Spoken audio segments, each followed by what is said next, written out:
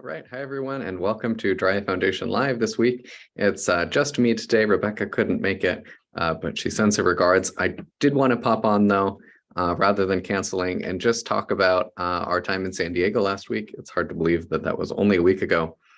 But Rebecca, Mandy, and I went to the optometry annual meeting in San Diego Wednesday to Friday last week. We exhibited for the foundation, so we had a booth. Let me share my screen. I have a picture here from Facebook. Can you see it? Yeah, so this was our little booth at the foundation. We had a great spot, honestly, right by the main doors. Don't know how we scored that. Talked to a lot of people as they were coming in. Of course, not everyone caught their eye with the display, but what am I trying to say here? Yeah, so we were there for, let's say, 3 days, different sessions when the exhibit hall was open. It was an interesting meeting. It was different from the ophthalmology meeting in San Diego. They were in Chicago. I would say there were a lot of students at this meeting. So kind of talking to the students and the residents as they were younger. A lot of people understood dry eye, had taken courses in it, and were interested. Of course, I'd say they also have a reputation of looking for the best freebies. So our neighbors definitely beat us at that category, but did make some really good connections with students. I just had a meeting this morning, and Rebecca and I have had meetings with people who are in the dry eye advocacy space in other countries. So we're making international connections, which have been really fun, seeing what we can do there, partnering with people who are just getting started. And it's kind of funny to think of us as the ones with experience, but in the dry eye space, I guess it's that way internationally. We also met some other organizations that I think we can learn a lot from. So we're doing a lot of networking. I'm so glad that we've been at these conferences and gotten to connect with these kinds of people. Never saw that as a possibility with exhibiting. Personally, I thought we'd just be talking to doctors, but there are people around the world who are looking to support dry eye patients in their country. So that's fantastic.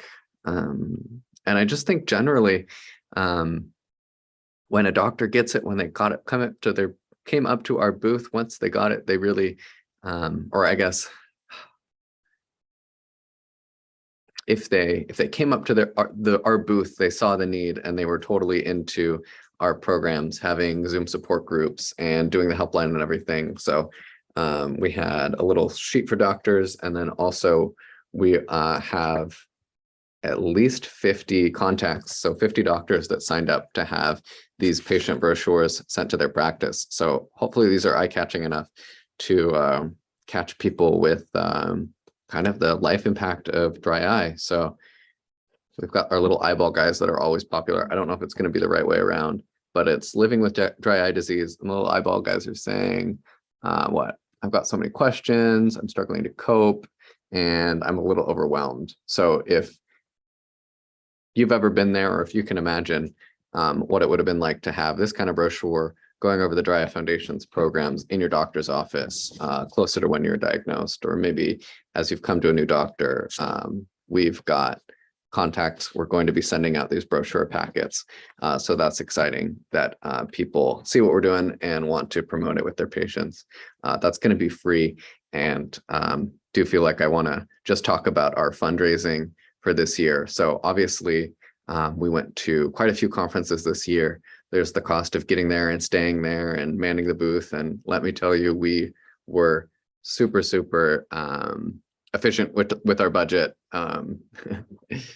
These things are expensive, and we did a good job on a small budget, being responsible, but there were costs definitely associated with going to these places. We've got the cost of postage for the brochures and everything. So we're still trying to raise a little money to round out this year's budget. So I have been communicating about this goal that we have here.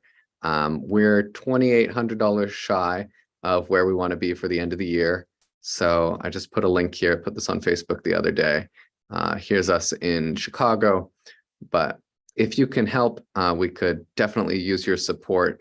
I'm thinking about our Giving Tuesday campaign and some more communications that we'll be doing, but we want to get this wrapped up by the 15th before Giving Tuesday. So we need support still for the helpline, for expenses related to that. hosting our websites, our Zoom software for the support groups, software for the helpline, attending conferences, and just some other expenses that we have. So that's what's left in the budget this year. And then just wanted to kind of talk about what we've been doing. So we've served over 200 people this year on the helpline. We've gotten a crazy number of follow-up calls, almost over 100 follow-up calls that we did this year with people who've been to the helpline before, checking in on them and maybe doing a follow-up call after that. Like I said, we've been to conferences. We have a Zoom group running pretty much every week. This week we had one, my millennials group. Next week we have 4. So supporting people that way. We've also got all of the websites, dryatalk.com, DryAZone, biologiceyedrops.org, and even a publication came out this year that Rebecca helped on. So just wanted to put that plug in there for some fundraising that we're still doing. Stop sharing my screen. So it's always great to connect with Mandy.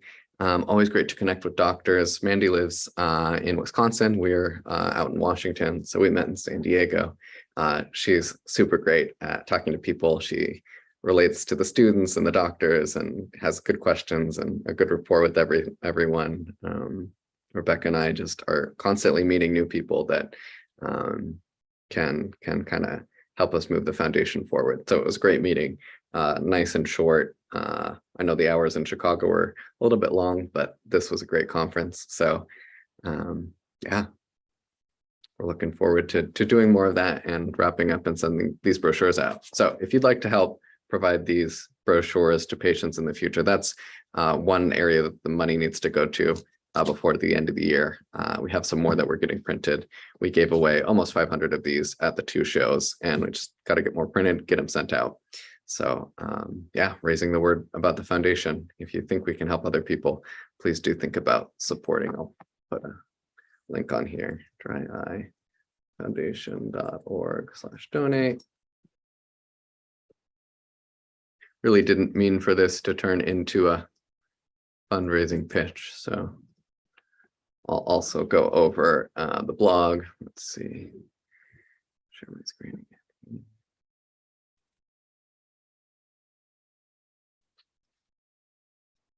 Rebecca put a couple posts up. The NEI has a new $50 million project for ocular pain research, which is absolutely unprecedented. We'll definitely be following this and getting more information out as we have it. Maybe there's recruiting for studies or what have you. So yeah, Rebecca's really excited about this, and so am I. There's some great names on here too. I don't remember if they're in this post, but they are definitely, yeah, they're published somewhere. Yeah. And then the other blog post that we had was a reminder to submit your comments to the FDA about LASIK. They are reworking they're making a draft recommendation, I think, for changing the LASIK labeling. And definitely, if you've had LASIK and had complications, asking you to kind of add your voice so the FDA has a fuller picture. Yeah. Anyways, I know Rebecca would say it better herself, but that's what I have for today. So yeah, hope everyone's doing well. No support group today, but we will have our regular dry eye support group on Friday next week. We also have the mental health group on Monday. Rebecca's doing her scleral lens group on Thursday, and Ruth in the UK is doing the UK group on Thursday at 6 p.m. London time. I know we're about to go through daylight savings here, so everything gets a little complicated.